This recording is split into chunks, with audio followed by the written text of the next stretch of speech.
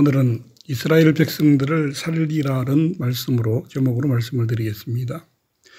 우리 사회에서 성에 대한 왜곡된 인식으로 젊은 층뿐만이 아니라 중장년에서도 무분별한 성일탈도 도를 넘어 위험 수위로 치닫고 있습니다. 특히 20년 넘게 결혼 생활을 한 중장년의 부부 중에서도 배우자 부정이 성격 차이, 경제적 문제에 이어서 이혼의 원인이 되기도 합니다. 부부지간에 다른 것은 다 참을 수 있어도 도저히 참을 수 없는 것이 있습니다. 그것은 부부의 도의를 저버리는 곧 간음임에도 황혼 이혼의 일부 원인이 되기도 합니다. 부부관계에서 가장 추하고 역겨운 모습이 간음이듯이 하나님 앞에서 가장 악하고 더러운 것은 영적 간음입니다. 하나님도 다른 것은 그래도 참으셨습니다. 그러나 영적 간음을 하는 이스라엘 백성들에게는 더 이상 참을 수가 없었습니다. 오늘 성경 본문은 에스겔서 16장의 말씀으로 음란의 여인의 비유를 통하여 이스라엘의 우상에 대한 하나님의 심판과 회복을 말씀하고 있습니다. 영적인 교훈을 세 가지로 나누어 말씀을 드리도록 하겠습니다. 첫 번째는 하나님의 은혜를 기억하라는 것입니다. 하나님은 이스라엘 백성에게 아버지로 남편으로 묘사하기도 합니다. 이것은 하나님이 그들의 보호자이셨고 가장 아끼는 백성이었다는 의미입니다. 그런데 오늘 본문은 이스라엘 백성들은 본래 그 누구도 불쌍히 여기지 않던 버려진 아이였다고 비유로 말씀하고 있습니다. 이것은 이스라엘 백성들이 부모들이 원치 않는 사생아로 태어나서 출생하자마자 탯줄도 자르지 아니한 채 물로 씻음도 받지 못한 채 소금으로 아이의 몸을 씻어 병균으로 보호하기 위한 것도 하지 않은 채 아무렇게나 들판에 버려졌다는 것입니다. 마치 피투성이의 벌거벗은 태아로 가장 나약한 인간이었다는 것입니다. 에스겔 16장 4절에 네가 난 것을 말하건대 네가 날 때에 네 배꼽줄을 자르지 아니하였고 너를 물로 씻어 정결하게 하지 아니하였고 너에게 소금을 뿌리지 아니하였고 너로 강보로 싸지도 아니하였나니 했습니다. 그런데 하나님께서는 불쌍한 그들을 그대로 외면하지 않으시고 그 피투성이 갓난 아이를 품에 안고 간절하게 이렇게 말씀하십니다. 6절에 너는 피투성이라도 살아있으라. 너는 피투성이라도 살아있으라 라고 말씀하십니다. 이것은 하나님께서 부모의 사랑과 심정으로 그들을 살리셨다는 것입니다. 또한 이 연약한 아이인 이스라엘이 이제는 억센 풀같이 강하고 튼튼하게 아름답게 성장시켜 주셨습니다. 7절에 내가 너를 들의 풀같이 많게 하였더니 네가 크게 자라고 심히 아름다우며 했습니다.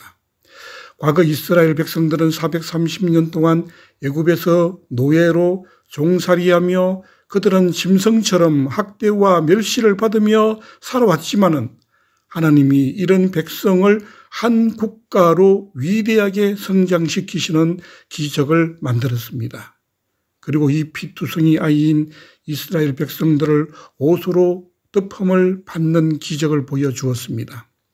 8절에 내 옷으로 너를 덮어 벌거벗은 것을 가리우고 너에게 맹세하고 언약하여 너로 내게 속하게 하였느니라. 하나님이 옷으로 그들을 덮어 주었다는 것은 하나님의 깊으신 관심으로 그들에게 모세라는 지도자를 보내주시고 애굽에서 노예에서 해방시켜 가나안 땅으로 인도하게 했다는 것입니다. 그런데 누가 이 피투성이 같은 아이인 이스라엘을 이렇게 강하고 아름답게 성장시켜 주었습니까? 그것은 영적 부모님이며 남편이 되시는 하나님께서 이루셨던 것입니다. 그러므로 우리들도 하나님께서 이스라엘 백성들처럼 베풀어 주신 은혜가 너무 크다는 사실을 꼭 기억하고 변함없는 믿음으로 사는 성도들이 됩시다. 둘째는 우상 숭배를 하지 말라는 것입니다. 그런데 하나님의 축복과 은혜를 잊지 않는 말아야 할 이스라엘 백성들이 교만하여 하나님의 은혜를 잊어버렸습니다. 에스겔서 16장 2절에 예루살렘으로 그 가중한 일을 알게 하여라고 말하였습니다. 그리고 3절에는 너희 아비는 아모리 사람이요 너희 어미는 헷 사람이라 말씀하십니다. 이것은 가장 깨끗해야 할 이스라엘 백성들이 가나안 아모리 헷 족속과 다를 바 없이 타락하고 부패하였다는 것입니다. 그리고 이스라엘은 오히려 그 화려함과 명성을 이용하여서 더럽고 추하게 타락했습니다. 15절에 그러나 네가 그 내 화려함을 믿고 내 명성을 가지고 행음하되 지나가는 모든 자와 더불어 엄난을 많이 행함으로 네 몸이 그들의 것이 되도다. 이스라엘은 남편 되신 하나님이 계심에도 불구하고 다른 남자들과 엄난을 많이 행했다는 것입니다. 여기서 엄난은 하나님을 버리고 이방 나라들의 우상을 섬기는 것을 말하는데 이스라엘은 하나님께 받은 축복을 교만하여 육신의 탐닉과 우상 숭배로 사용하기에 서슴지 않았다는 것입니다. 또한 하나님께서 주신 모든 축복들을 우상에게 모두 다 갖다 바쳤습니다.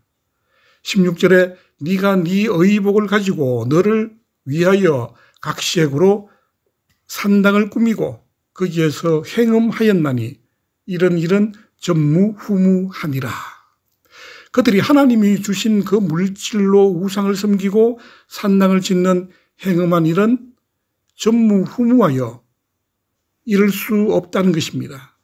그리고 그들은 물론 신을 우상으로 섬기며 자신의 자식을 죽여 불로 태우는 인신제사까지 행하였습니다. 21절에 나의 자녀들을 죽여 우상에게 넘겨 물 가운데로 지나가게 하였느냐? 화제를 삼았느냐? 그들은 자신을 보호하고 사랑해 준 하나님의 은혜를 감사하고 사랑으로 보답해야 마땅했습니다. 하나님께서 우리 자신에게 내려주신 축복의 은혜를 망각할 때 인간은 누구나 악하고 엄난한 우상 숭배의 무서운 죄를 범할 수 있다는 것을 알아야 하는 것입니다. 세 번째는 회개하고 돌이키라는 것입니다. 에스겔 선지자에게 예루살렘이 더럽고 추한 음행의 모습을 비유로 말씀하시면서 회개하고 돌이키라고 말씀하십니다. 그런데 이스라엘 백성들은 타락의 극치를 이루면서 하나님의 무서운 책망에도 멈추지 않고 계속 죄악을 진행하고 있었습니다. 그들의 타락의 수치는 위험 수위를 넘었습니다. 하나님은 그러한 이스라엘에게 화 있을 진저라고 선포하였습니다. 23절에 주 여호와의 말씀이니라 너는 화 있을 진저 이렇게 말씀하고 계십니다. 그래서 하나님은 그들의 죄악에 대하여 철저히 심판을 단행하시겠다는 것입니다. 그렇지만 하나님은 우리 인생들은 죄의 회개를 통하여 죄의 용서와 회복의 축복을 약속하셨습니다. 이사야서 1장 18절에 너희의 죄가 주홍 같을지라도 눈과 같이 희어질 것이요 진홍같이 붉을지라도 양털같이 희게 하리라 했습니다. 과거의 잘못된 삶에서 완전히 돌아서는 회개는 축복이며 해방입니다.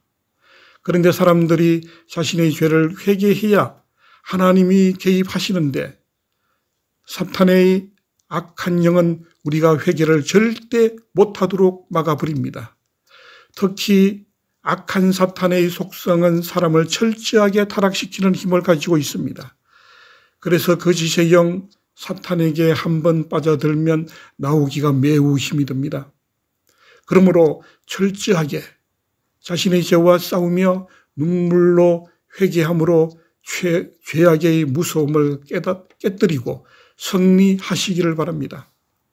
오늘 성경 본문의 에스겔 16장 말씀에서 이스라엘의 우상에 대한 하나님의 심판과 회복이 우리에게 주는 영적인 교훈 세 가지를 다시 기억합시다. 첫 번째는 하나님의 은혜를 잊지 말라는 것이었습니다. 두 번째는 우상 숭배하지 말라는 것이었습니다. 세 번째는 회개하고 돌이키라는 것입니다. 앞으로 우리가 사는 이 세상은 과거 이스라엘 백성들처럼 갈수록 무섭게 영적 간음 우상 숭배로 타락되고 있습니다.